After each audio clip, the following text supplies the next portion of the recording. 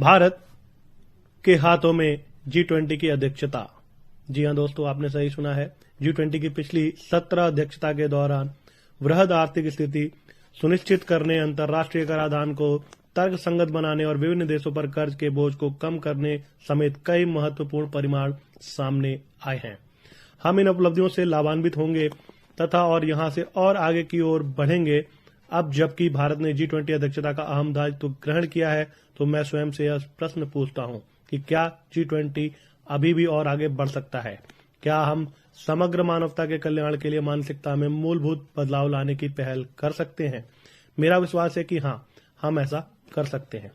जी हाँ दोस्तों, भारत विश्व गुरु बनने की राह पर आगे अग्रसित हो रहा है और जो माहौल इस समय पूरे विश्व में बना हुआ है वह इसको प्रशस्त भी करता है।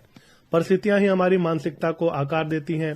अतीत से ही मानवता का जो स्वरूप होना चाहिए था उसमें कुछ कमी लिखी।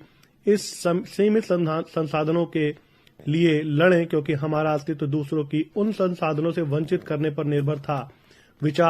विचारधाराओं और पहचानों के बीच टकराव में प्रतिस्पर्धा को ही आदर्श मान बैठे। दुर्भाग्य से हम आज भी उसी शून्य योग की मानसिकता में अटके हुए हैं।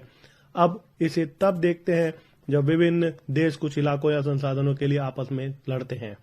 आज का समय ऐसा ही है। हर देश अपने वर्चस्व पर काम कर रहा है।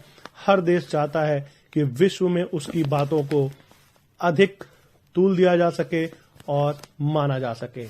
हम इसे तब देखते हैं जब आवश्यक वस्तुओं की आपूर्ति को हथियार बनाया जाता है। हम इसे तब देखते हैं जब कुछ लोगों द्वारा टीकों की जमाखोरी की जाती है, भले ही अरबों लोग बीमारी से असुरक्षित हों। कुछ लोग यह दलील दे सकते हैं कि टकराव और लालच मानवीय स्वभाव है। मैं इससे सहमत नहीं हूं। अगर मनुष्य स्वाभाविक रूप से स्वार्थी है तो हम सभी में मूलभूत एकात्मता की हिमायत करने वाली तमाम आध्यात्मिक परंपराओं के स्थायी आकर्षण को कैसे समझा जाए। भारत में प्रचलित ऐसे ही एक परंपरा है जो सभी जीवित प्राणियों और यहां तक कि निर्जीव चीजों को भी एक समान ही 5 मूल तत्वों पृथ्वी, जल, अग्नि, वायु और आकाश के पंच तत्व से बना हुआ मानती है। हमारे भौतिक, सामाजिक एवं पर्यावरणीय कल्याण के लिए हमारे अंतत और बाहरी परिवेश में इन तत्वों के लिए सामंजस्य आवश्यक है। भारत की G20 अध्यक्षता एकता की और सार्वभौमिक भावना को बढ़ावा देने की दिशा में काम करेगी। इसलिए हमारी थीम एक पृथ्वी, एक परिवार, एक भविष्य है। यह सिर्फ एक नारा नहीं है, यह मानवीय परिस्थितियों में उन हालिया परिवर्तनों को ध्यान में रखता है जिसकी सराहना करने में हम सामूहिक रूप से विफल रहे हैं। आज हमारे पास विश्व में सभी लोगों की मूलभूत आवश्यकताओं की पूर्ति के लिए पर्याप्त उत्पादन करने के साधन है। आज हमें अपने अस्तित्व के लिए लड़ने की जरूरत नहीं है। हमारे युग को युद्ध का युग होने की जरूरत भी नहीं है।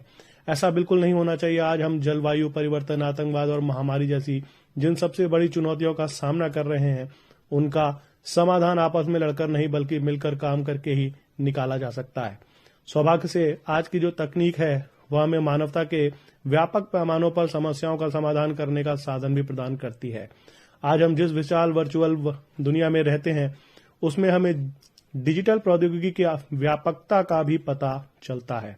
हमारे सकल विश्व का सूक्ष्म जगत है जहां विश्व की आबादी का छठा हिस्सा रहता है और जहां भाषाओं, धर्मों, रीति रिवाजों और विश्वासों की विशाल विविधता है।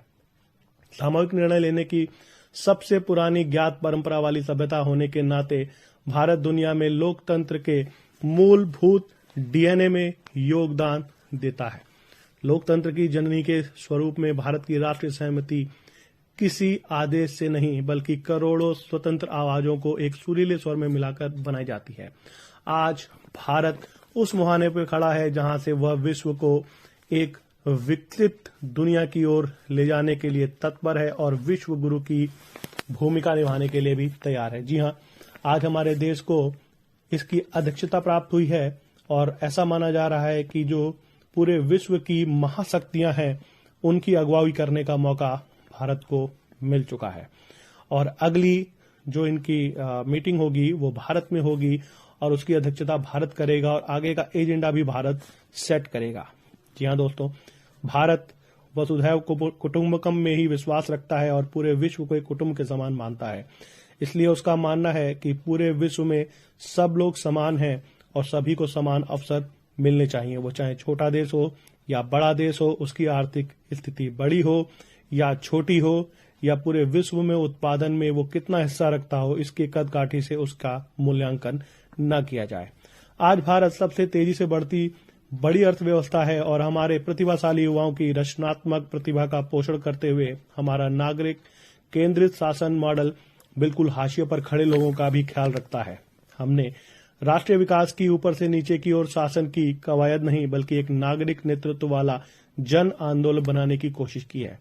हमने ऐसी डिजिटल जन उपयोगिताएं निर्मित करने के लिए प्रौद्योगिकी का लाभ उठाया है जो खुली, समावेशी और अंतर संचालनीय है। इनके कारण सामाजिक सुरक्षा, वित्तीय समावेश और इलेक्ट्रॉनिक भुगतान जैसे विविध क्षेत्रों में क्रांतिकारी प्रगति हुई है। इन सभी कारणों से भारत के अनुभव संभावित वैश्विक समाधानों के लिए अंतर्दृष्टि प्रदान कर सकते हैं।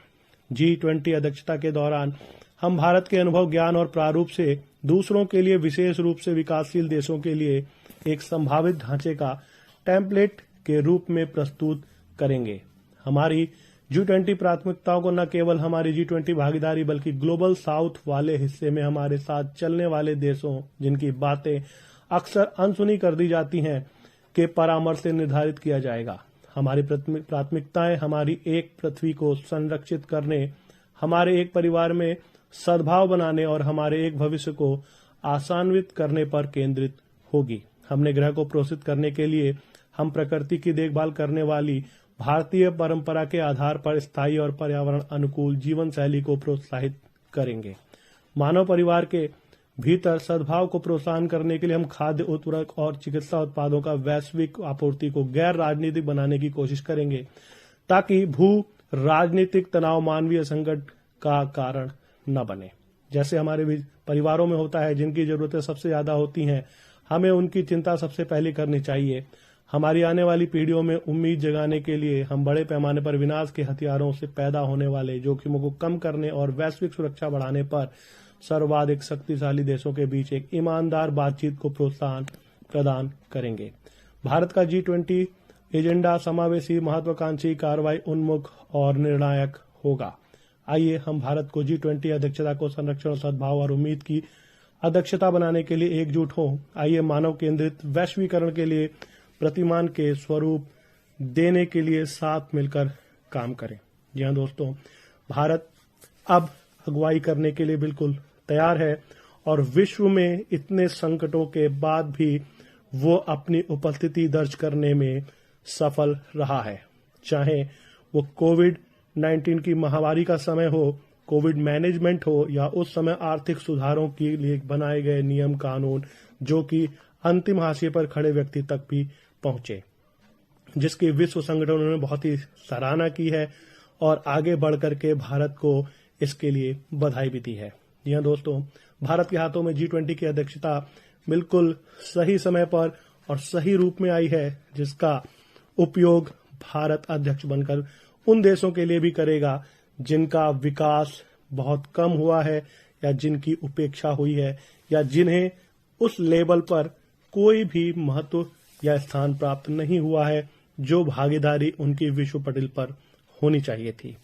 अब तक के अगर पूरे विश्व के रुझान की बात करें तो विश्व ने भी इसको हाथों हाथ लिया है और विश्व भी इस चीज से खुश है कि G20 की अध्यक्षता बिल्कुल सही हाथों में गई है और भारत का कद जो विश्व स्तर पर बढ़ा है, भारत ने जो स्थान प्राप्त किया है, भारत ने जो जगह बनाई है और भारत ने जो कीर्तिमान बनाए हैं वह किसी से छुपे हुए नहीं है।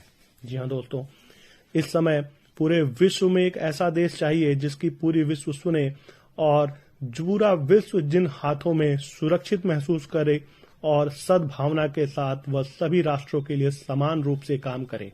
जिन देशों को इसकी ज्यादा जरूरत है, जिनके पास ऐसे संसाधन है जिनका उपयोग आज तक नहीं हुआ है या बहुत कम हुआ है, उनका उपयोग गलत हाथों के द्वारा न हो सके और उनके संसाधनों का इस्तेमाल और उपयोग उनकी जनता और उनके आर्थिक स्थिति को सुधारने के लिए हो। जी हाँ, एक ऐसा स्तर, एक ऐसा मंच जो पूरे विश्व की को अग्रसित करे और उसकी सफलता में योगदान प्रदान कर सके। और इस समय तो वैसे भी कोविड के बाद बहुत सारे देश उससे उबर नहीं पाए हैं, उस महामारी से अभी संभल नहीं पाए हैं। जो दोस्तों, इसी उम्मीद के साथ हम ऐसी आशा करते हैं कि भारत के हाथों में ही G20 की अध्यक्षता बिल्कुल सही है और भारत उसको सफल